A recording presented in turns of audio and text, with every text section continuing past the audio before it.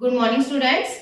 आज हम class 11th का इकोनॉमिक्स का एक चैप्टर स्टार्ट करेंगे जिसका नाम है हमारा अर्थमेटिक मीन। अर्थमेटिक मीन आप पहले भी 9th 10th और उससे जो है लोअर क्लासेस में आप कर चुके हैं। तो आज हम इकोनॉमिक्स में अर्थमेटिक मीन ही करेंगे। सबसे पहले हम देखते हैं कि अर्थमेटिक मीन का डेफिनेशन क्या है या इसका मतलब क्या है।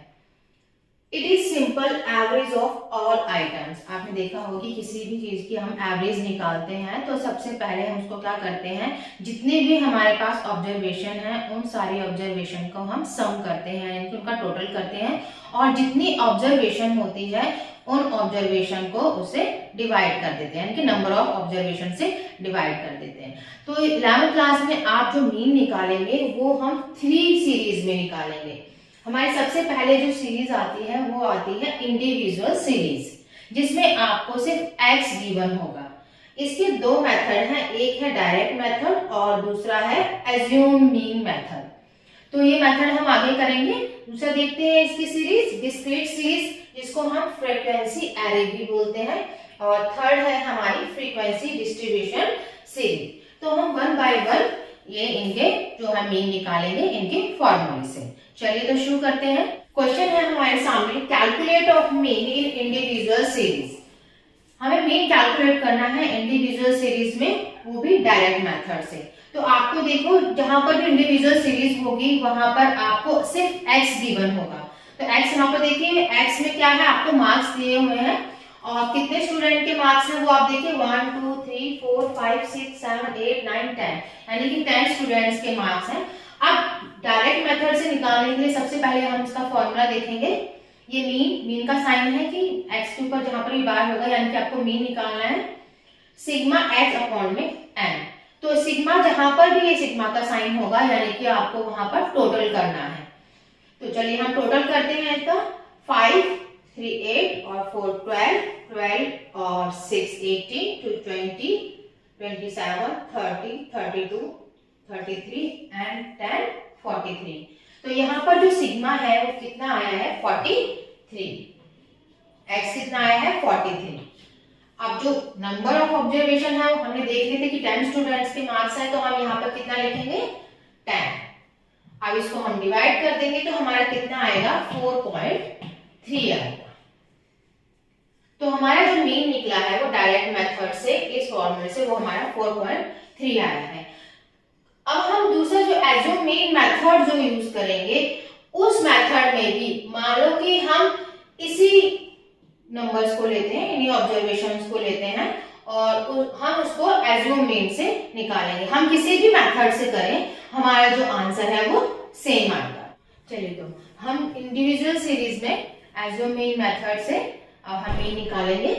सबसे पहले हमें इसका फॉर्मूला देखेंगे। इसका फॉर्मूला क्या है, a plus sigma d upon में n।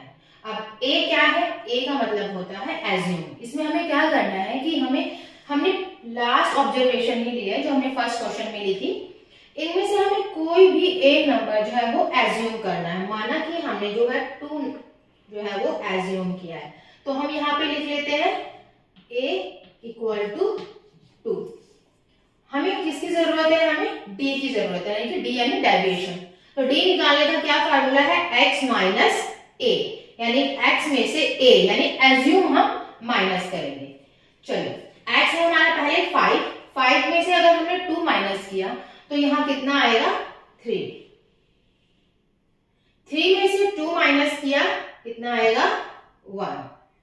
4 में से 2 माइनस किया 2, 6 में से 2 किया 4, 2 में से 2 करेंगे तो 0 आएगा, 7 में से 2 करेंगे तो 5 आएगा, 3 में से 2 करेंगे तो हम 1, 2 में से 2 को माइनस करेंगे 0, 1 में से 2 को करेंगे तो कितना आएगा माइनस का 1 आएगा, और 10 में से 2 को करेंगे तो क्या आएगा 8 आएगा। तो ये हमारी ऑब्जर्वेशन डी निकल गया है। चलिए अब हम इनको क्या करते हैं टोटल। हमारा इसका फॉर्मूला क्या होता है, सिग्मा डी, यानी कि सिग्मा डी निकालना है। तो हम देखेंगे हमारे सारे जो है वो पॉजिटिव नंबर है, तो जो पॉजिटिव है पहले इनको प्लस कर लेंगे 3 2 4 2 6 4 10 15 16 16 और 8 24 और -1 का है 24, यानी कि हमारा जो ई सिग्मा डी निकलेगा वो कितना निकलेगा 23 निकलेगा। ठीक है, चलो अब हम इसको फॉर्मूले में रखेंगे। एज्यूम हमने कितना किया था 2, सिग्मा टी हमारा कितना निकला है 23 रख लेते हैं। एंड हमारा कितने हैं, नंबर ऑफ ऑब्जर्वेशन कितने थे हमारी, जो थे 10 थे, तो यहाँ सिग्मा लगाने की जरूरत नहीं है क्योंकि ये हमारा जो है वो टोटल ही है। अब देखिए 2 प्लस 10 से डिवाइड करेंगे 23 को कितना आएगा 2.3 आएगा, तो हमारा आंसर कितना निकलेगा 2 प्लस 2.3 यानी कि 4.3। तो हमारा जो आंसर है हमारे डायरेक्ट मेथड वाला ही निकला। तो हम किसी भी मेथड से करें हमारा जो आंसर है वो सेम ही आएगा। आज के लिए इतना ही, बाकी हम नेक्स्ट क्लास में करेंगे। Thank you very much.